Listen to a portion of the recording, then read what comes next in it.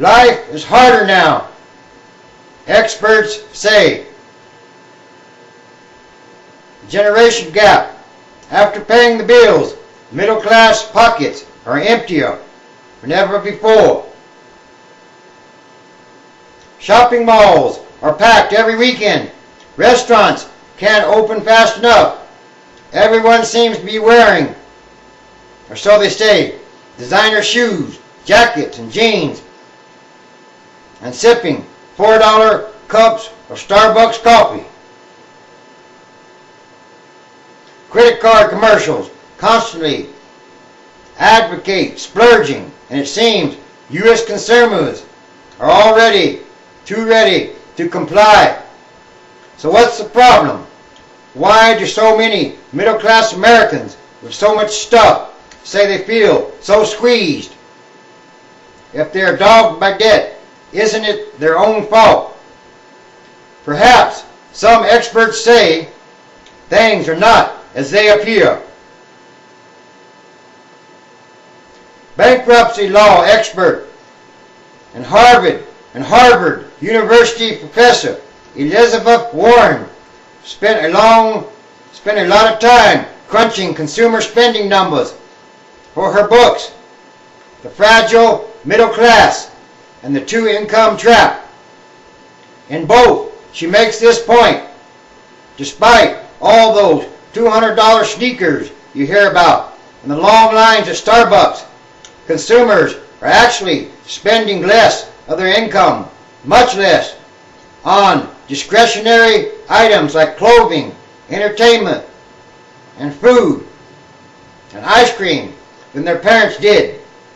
In fact, after taking care of essentials like housing and health care, today's middle class has about half as much spending money as their parents did in the early 1970s, Warren says.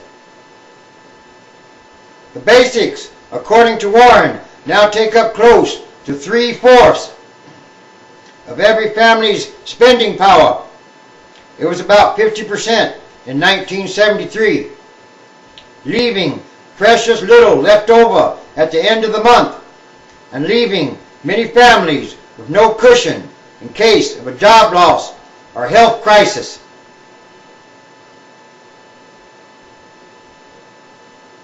Warren's theories fly in the face of conventional wisdom and those crowded malls, but the premise is simple. Even though household incomes have risen about 75% from 1970, most of that is the result of a second earner, generally a woman, joining the workforce, and that added income has been swallowed up by rising fixed expenses such as child care and housing costs. Warren argues the average family pays at least twice as much for housing compared to its counterpart in the 1970s, Warren says, and in some competitive areas with good schools, housing costs have risen by as much as 600%. Without savings, at risk of job loss. Now consider these factors. 4 in 10 Americans don't have even 1 month's worth of savings for use in case of an emergency.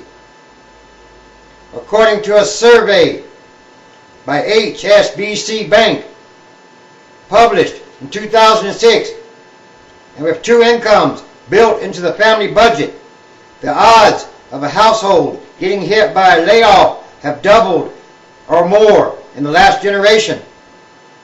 This combination, high housing debt, rising healthcare costs, lack of savings, and greater exposure to unemployment, leaves many families in a very precarious financial position.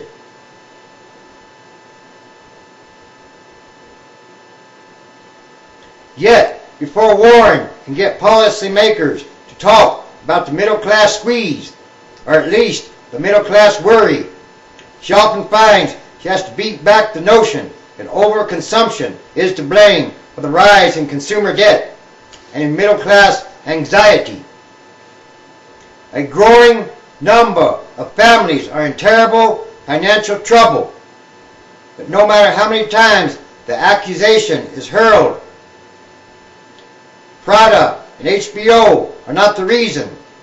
Warren says in her book, The Two-Income Trap. There's no arguing that most Americans now have more gadgets in their living rooms and more clothes in their closets than ever before. But government spending data paint a different picture. Take the often cited evidence of culinary extravagance. While it is true that Americans are eating out much more than ever, nearly half of all dollars spent on food now go to dining out. Overall food costs have plunged in recent decades, even though now they are starting to go back up again. Americans now spend only about 10% or so of their money on food each year,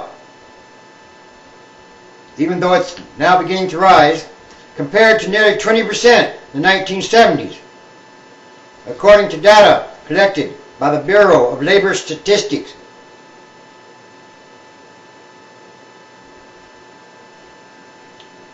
In fact, many consumer goods are much cheaper than they were in the 1970s. A look at 1971 Sears catalog offers a glimpse of some plummeting prices. In 1971, the basic Sears refrigerator cost $399. Adjusted for inflation, that would be about $2,000. In 2005, or nearly 7 times the $297 price of a basic fridge in today's Sears catalog. Put another way, a fridge cost more than 2 weeks' work for an average earner in 1971, but less than 2 days' labor today. Lower prices are, of course, a boon for the middle class, which now enjoys many conveniences and luxuries that were formerly reserved for the well-to-do. This is the cornerstone point.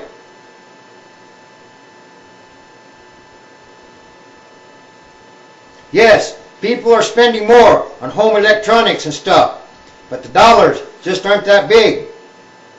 Maybe they spend a couple of $100 more on stereo equipment, but they're spending less on tobacco and stuff like that. This is not to say that there's no frivolous spending going on, but as you add it all up, there's no more frivolous spending than there was a generation ago. With government data showing that Americans are spending much less than they did 35 years ago on clothes, food, luxuries, and even entertainment.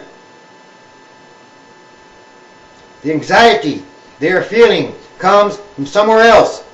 The exploding costs of housing, healthcare, and education and such.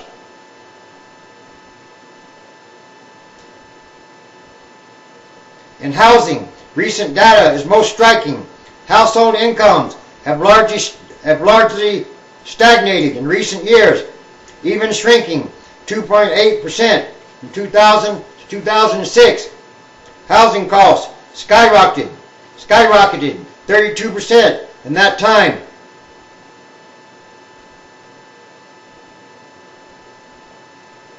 Even more striking is the amount of income most families are paying to stay in their homes. Banks have long had a standard that said mortgages should not be approved unless the monthly payment was 25% or less of the buyer's income. That limitation clearly is long gone.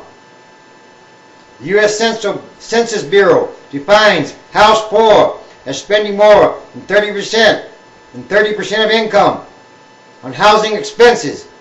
In 1999, 26.7% of U.S. households were considered house poor. By 2006, the number had jumped to 34.5% and rising rapidly.